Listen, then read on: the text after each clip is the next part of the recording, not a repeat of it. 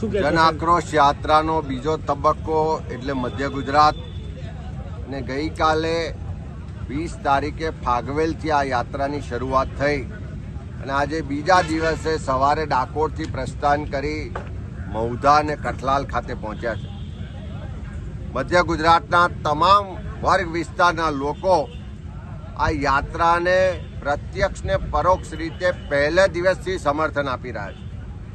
Social મીડિયાના માધ્યમથી અનેક લોકોના પ્રશ્નો આજે આવી રહ્યા છે.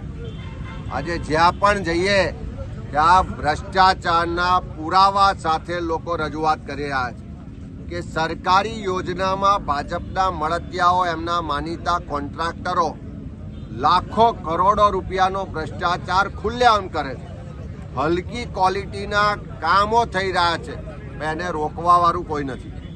ભાજપના નેતાઓના પોતાની જગ્યામાંથી કન્ટેનર ભરીને દારૂ પકડાય છે, તેમ છતાં એના પર કોઈ કાર્યવાહી થતી નથી. અહીંના ખેડૂતો આર્થિક રીતે પાયમાલ છે. હજુ પણ કમોસમી વરસાદની નુકસાનીનું કોઈ પૂરતું વળતર નથી મળ્યું.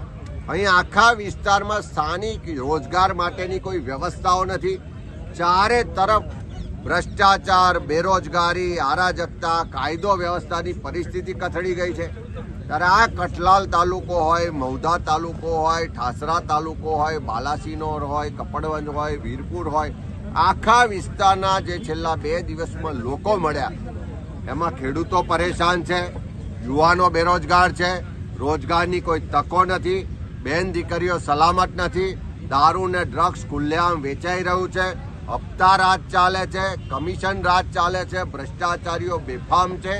આ બધી જ પ્રજાનો જે પ્રશ્નો છે, જે ફરિયાદો છે, જે આક્રોશ છે, જે પીડા છે, એ આ યાત્રાના માધ્યમથી, એના સ્ટેજથી વ્યક્ત થઈ રહી છે. હું 100% વિશ્વાસ સાથે કહું કે આ મધ્ય ગુજરાતમાં જેમ જેમ યાત્રા આગળ વધશે, લોકો ખુલીને બહાર આવી રહ્યા છે, લોકો ખુલીને લડવા માટેની તૈયારી બતાવી રહ્યા છે અને 2027માં પરિવર્તન કરવાના એક દ્રઢ સંકલ્પ સાથે લોકો યાત્રામાં જોડાઈ રહ્યા છે. ત્યારે આ યાત્રા એ 2027ના પરિવર્તનનો શંખનાદ સાબિત થવાની છે.